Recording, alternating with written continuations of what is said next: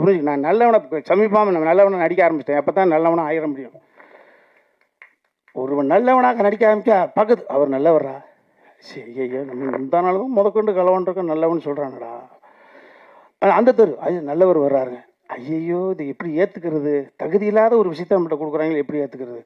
நல்லவர் வர்றாருப்பா, நல்லவர் வர்றான்னா வீட்டுக்கு வர்ற பொழுது மனசு மாறியிருப்பான் அன்னையிலேருந்து. ஸோ நல்லவனாக நடிக்க ஆரம்பித்தாலே, இந்த உலகம் நல்லவன் என்று சொல்ல ஆரம்பித்தாலே நல்லவனாக மாறி விடுவான். பத்திரிகை, தொலைக்காட்சி, ஊடக சகோதர சகோதரிகளுக்கும், மேடையில் அமர்ந்திருக்கக்கூடிய விற்பனர்களுக்கும்,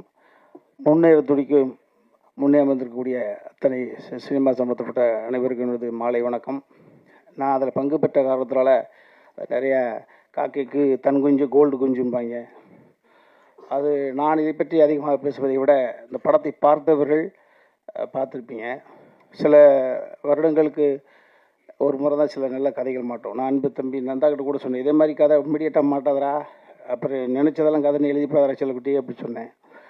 லிங்குசாமி சார் அவர்களுக்கு எப்படி எவ்வளவு படங்கள் அவர் இயக்கியிருந்தாலும் கூட பெரிய பெரிய படங்கள், அந்த ஆனந்தம் என்பது அவர் இதயத்தின் அடித்தளத்தில் ஒரு குழந்தை போல, செல்ல குழந்தை போல இருக்கும். அதை தம்பிக்கு கொஞ்சம் லேட்டாக அமைஞ்சிருக்கு நந்தாவுக்கு.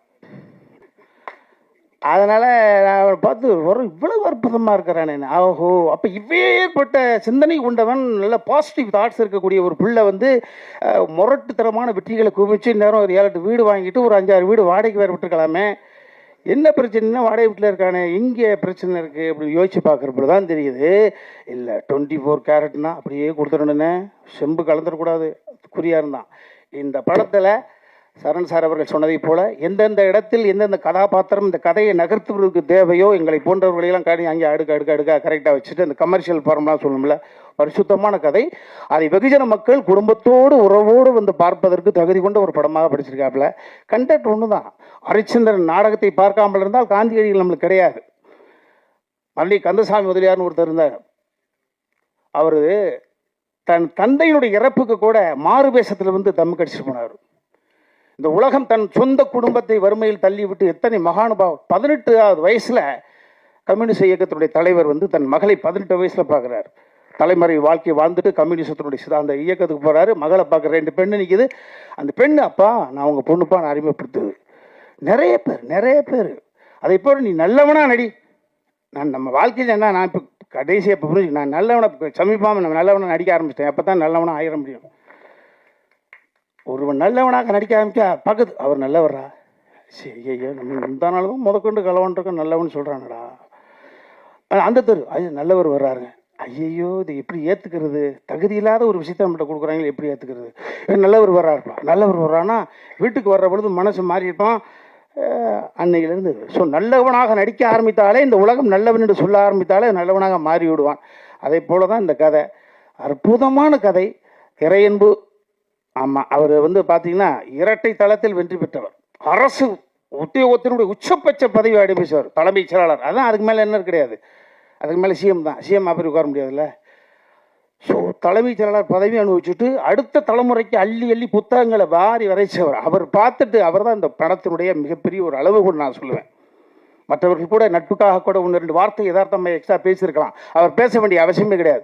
பார்த்துட்டு என்கிட்ட பேசுகிறார், படைப்பு அற்புதமான படைப்பு. ஒரு வினோத சித்திரத்தை பார்த்துட்டு வந்தவுடனே திருமாணிக்கு அப்படியே நிற்கிது. வினோத சித்திரத்தை தம்பி சமுத்திரக்கனி அவர்கள் பக்கத்தில் தலைமைச் செயலாளர் இருந்தாங்க. இந்த படத்தை பார்ப்பதற்கு அழைச்சி வச்சுருந்தோம். அப்போ பார்த்துட்டு அவர் போயிட்டார், தலைமைச் செயலாளராக இருக்கார். நாளைக்கு ஒரு அரசியல் சிக்கல் வந்துடக்கூடாது, அதிகார வர்க்கத்தில் பிரச்சனை வந்துடுன்றதுக்காக பதட்டத்தோடு பயத்தோடு போகிறாரு. அவர் துணைவியார் வந்தார், அப்படியே சமுத்திரக்கனி பிடிச்சி, என் கணவரை என் பக்கத்தில் 2 மணி நேரம் உட்கார வச்சுட்டீங்க, ரொம்ப மகிழ்ச்சி. என் புருஷனை என் பக்கத்தில் 2 மணி நேரம் உட்கார வச்சுட்டீங்க, ரொம்ப மகிழ்ச்சி. போதுங்க, மனப்பாடம் ஆயிடுச்சுங்க எங்களுக்கு டைலாக் கேட்ட மாதிரி. ஸோ அதை போல் இன்னொரு அற்புதமான ஒரு உணர்வை படைக்கக்கூடிய ஒரு படம். நான் அடிக்கடி சொல்லுவேன், கதை என்பது பண்ணிடலாம், அந்த கதையை யார் ஏற்று நடிப்பார், அந்த கதையோடு ஒன்றுவதற்கு தகுதி கொண்ட ரியல் இமேஜ் கொண்ட வேணும். ஸோ இந்த திருமாணிக்கத்தை நீங்கள் நிச்சயமாக சொல்ல, வேறு யாரோட போய் ஒட்டி பார்த்தாலும் ஒத்துக்க மாட்டாங்க. கரெக்டாக சரண் சார் சொன்னாங்க, பாதி வரை சமுத்திரக்கனி மீது கோபம் வரும். எஸ், அந்த கோபம் என்பது வேற மாதிரி கோபம். அந்த படத்தை பார்க்கிற பொழுது புரிஞ்சுப்பீங்க, இப்படியானா ஒருத்தர் இருப்ப, இப்படியானா அப்படின்னு ஒரு. ஸோ ஒரு அற்புதமான ஒரு ஃபீல், அற்புதமான ஒரு நல்ல ஒரு படைப்பு. இந்த படைப்புக்குள்ளே நானும் இருக்கேன்றதில் நான் ரொம்ப மகிழ்ச்சி. ஒரு கெஸ்ட் ரோல் தான் பண்ணியிருக்கேன். அதெல்லாம் தாண்டி என் தம்பி சமுத்திரக்கடி சொன்னான், எல்லாம் என்னப்பா பிறந்த ஊர்லேருந்து போயிட்டு ஆந்திராவுக்கு போயாச்சு, ஆந்திராவிலேருந்து ஒரு தயாரிப்பாளர் கொடுத்து வந்துருச்சு பிள்ளை. ஆந்திராவிலேருந்து சமுத்திரக்கனியை கதையின் நாயகனாக வைத்து பணத்தை போடுவதற்கான ஒரு, அப்போ எப்படி பெரிய விஷயம். சொந்த ஊரில் பேர் வாங்குறதே பெரிய விஷயம் சாமி. அசல் ஊரில் பேர் வாங்கி ஒரு இன்வெஸ்டர் கொண்டு வந்திருக்கின்றது இதுதான் இந்த கதை. ஸோ நிச்சயமாக இந்த திருமாணிக்கம் என்பது எல்லோருடைய இல்லங்களிலும் உள்ளங்களிலும் அற்புதமாக ஒரு படைப்பாக போய் சேரும், எனக்கு நம்பிக்கை இருக்கு. நன்றி. வணக்கம். நான் வந்ததுலேருந்து கணேஷ் சார் கிட்ட சொல்லிட்டு இருக்கு சார், தமிழ் பேசுறது கொஞ்சம் தப்பு இருக்கும், எப்படி இருக்கும், அதெல்லாமே எனக்கு அதே ஒரு டென்ஷனில் தான் இருந்தது. பட் ரொம்ப ரொம்ப சந்தோஷம் இந்த படம் லைக் எனக்கு ஒர்க் பண்ண முடிஞ்சதிலும். அதுவும் I have to thank Nanda sir. என்னை கூப்பிட்டு இந்த கதை சொல்கிற டைம்லும் ரொம்ப நம்பிக்கையோடு தான் எனக்கு இந்த கதையெல்லாம், இந்த கதாபாத்திரத்தை எனக்கு நரேட் பண்ணார். ஸோ அதுவும் லைக் இனிஷியலி இருந்த கதை நரேட் பண்ணுற டைமில் இருந்து பார்த்தேன்னா சார் வாஸ் வெரி கீன். ஒவ்வொரு கேரக்டரும் கனி சார் பண்ணுற கேரக்டரில் ஆனாலும், குழந்தைகள் பண்ணுற கேரக்டர் ஆனாலும், எனக்கு கொடுத்த சுமத்தின கேரக்டர் ஆனாலும், எல்லாத்துக்கும் ரொம்ப தெளிவாக he was very crystal clear about all the characters. அதுவும் எனக்கு ஸ்பாட்டில் லைக் அந்த சிச்சுவேஷன் நரேட் பண்ணி கொடுக்குற டைமில் எல்லாமே ரொம்ப ரொம்ப ஹெல்ப் பண்ணார். Thank you sir for helping me for building. இல்லைன்னா அந்த சுமத்தின கேரக்டர் பில்ட் பண்ணுறதுக்கு ரொம்ப ரொம்ப ஹெல்ப் எனக்கு அது இருந்தது. அண்ட் கனி சார் அவர் தான் என்னை தமிழ் சினிமாவுக்கு இன்ட்ரடியூஸ் பண்ணார். ஸோ 2 இதில் எனக்கு ஐ வாஸ் டென்ஷனில் இருந்தது. லைக் எப்படி கனி சார் கூட ஒர்க் பண்ணுற டைமில் தப்பு வருமோ, எக்ஸ்ப்ரெஷன் எப்படி, அதெல்லாமே பயங்கரமாக டென்ஷனில் இருந்தது. ஆனால் எப்படி நாடோடிகளில் ஒர்க் பண்ணாரோ இல்லைன்னா எனக்கு சொல்லி கொடுத்தாரோ அதே மாதிரி தான் எனக்கு இதிலும் சின்ன சின்ன விஷயங்கள், நீ அப்படி பாரு, இந்த மாதிரி டயலாக், சின்ன சின்ன விஷயங்கள் சொல்லி கொடுத்துட்டு இருந்தது. ஸோ நான் கடவுளுக்கு நன்றி சொல்கிறேன் for giving me a Godfather. இல்லைன்னா ஒரு பெரிய டைரக்டர் ஒரு ஆக்டர் எனக்கு is like your Godfather for me in Tamil cinema. I have to say, இந்த படம் பியூட்டிஃபுல்லான படம். நான் படம் பார்த்ததில்லை இது வரைக்கும்.